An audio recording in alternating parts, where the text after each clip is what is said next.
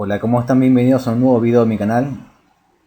En la clase de hoy vamos a ver el tema anatomía del sistema nervioso o simplemente neuroanatomía.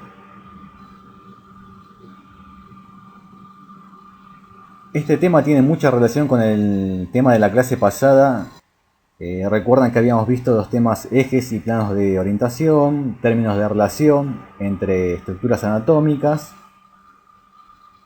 Y bueno, mucho de eso vamos a aplicarlo en la clase de hoy y en el resto de la cursada en realidad. Antes de empezar quería comentar algunas cuestiones. Si bien es cierto que bueno, ustedes van a estar cursando de forma virtual en teoría a partir del lunes que viene,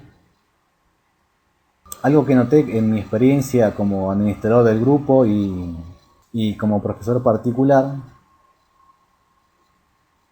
es que este tema, o sea, la anatomía del sistema nervioso, es un tema que la mayoría de los alumnos suelen olvidar en mayor o menor medida, y eso siempre trae una complicación para entender el sustrato anatómico de los temas del segundo parcial. Ciertamente eso es un problema importante porque ya para la época del segundo parcial deberían tener los conceptos muy bien aprendidos, y particularmente si te interesa hacer neuropsicología clínica en el futuro o cursar justamente en la materia neuropsicología, deberías tener por lo menos un conocimiento sólido básico de lo que es la neuroanatomía. Yo entiendo que bueno, son muchos términos nuevos que hay que aprender y que relacionar. De hecho, el tema de esta primera semana de la cursada es un tema propio de la cursada de anatomía humana en medicina. Y el tema de la semana que viene y los siguientes, más bien son temas que se ven en fisiología humana. O sea, son temas más bien estrictamente neurofisiológicos.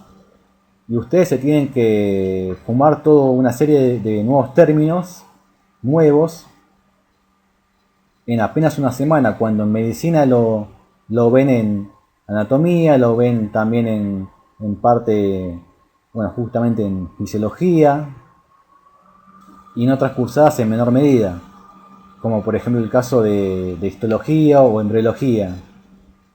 De hecho, también en la cursada vamos a ver lo que sería ontogenia del sistema nervioso, que es básicamente embriología.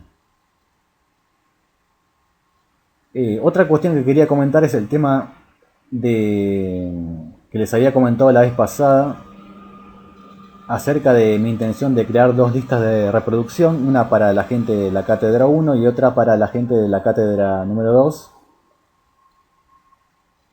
Si bien no tuve tiempo de revisar la bibliografía de la cátedra 2, yo pienso que la clase de hoy, o sea, de anatomía del sistema nervioso, es una clase que les va a servir a la gente que cursa en ambas cátedras. O sea, no, por lo que yo tengo entendido, es más o menos el mismo contenido en ambos, o sea, en los textos de ambas cátedras, así que no habría mucho inconveniente en ese sentido, ¿no? O sea, sería una clase más en común como la clase pasada.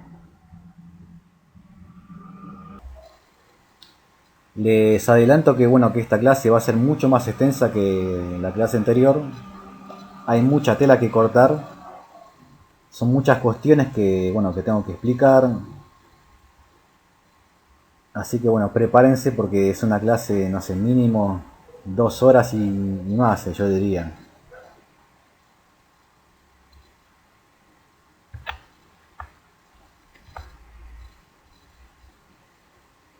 Algo que me había olvidado de comentar en la clase pasada es lo siguiente, ¿no? Y es parte de la modalidad.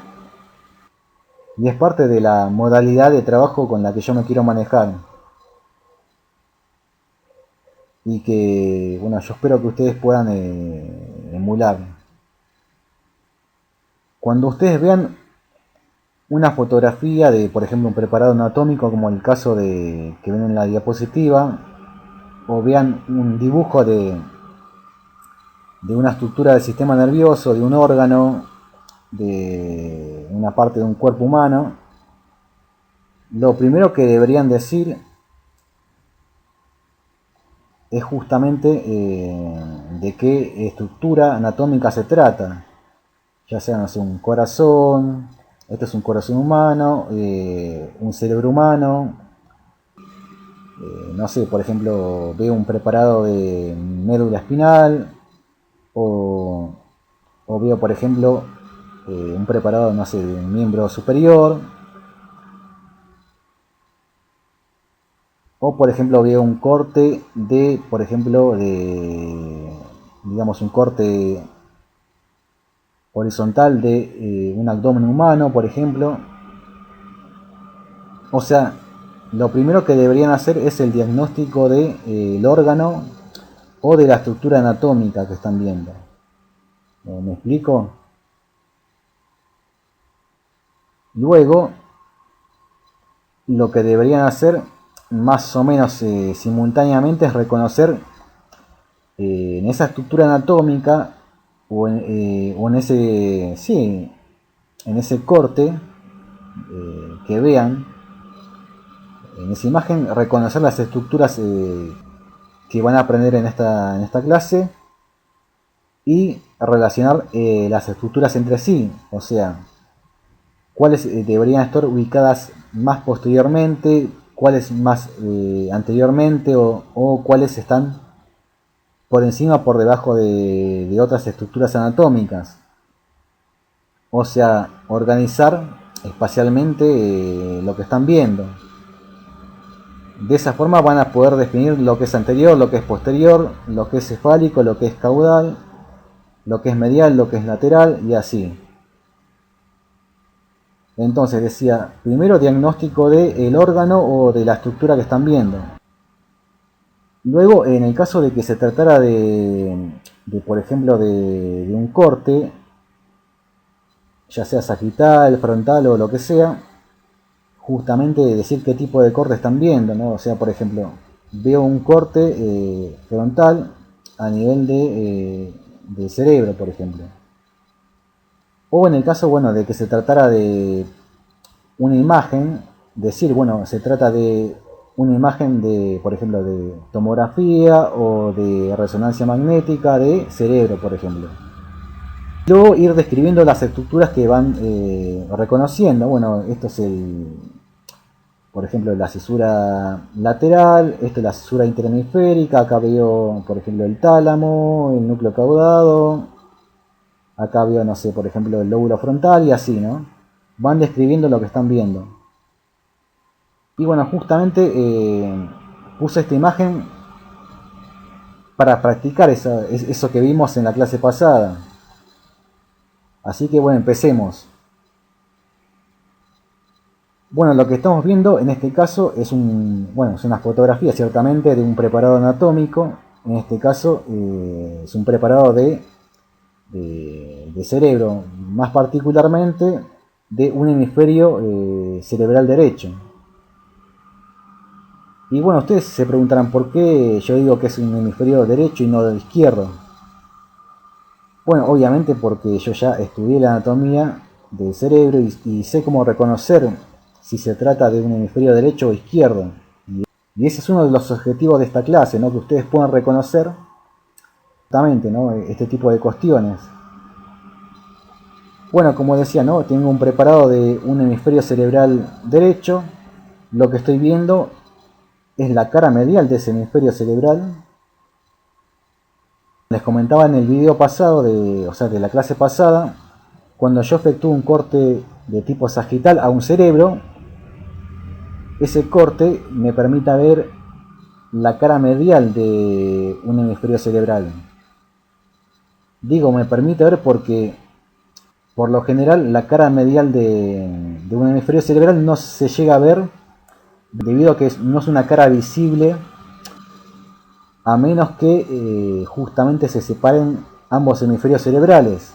Y esto se puede hacer, por ejemplo, con un corte sagital de la estructura que mantiene unida a los hemisferios cerebrales, que como veremos es el cuerpo calloso principalmente. que bueno, el cuerpo calloso es una estructura blanca, lo veremos más adelante. Entonces tengo acá un preparado de un hemisferio cerebral derecho, yo me di cuenta porque o sea, la superficie de corte me permite ver su cara medial. También, bueno, voy a decir que es derecho porque si fuera izquierdo, tendría que ver la misma imagen, pero dada vuelta en el sentido antero-posterior, o sea, por ejemplo, acá yo veo el polo occipital y acá el polo frontal. Y como veremos en la clase de hoy, el polo frontal es una parte que deberíamos ver o que debería estar ubicada anteriormente. Recuerden lo que vimos en la clase pasada, o sea, el concepto de posición anatómica.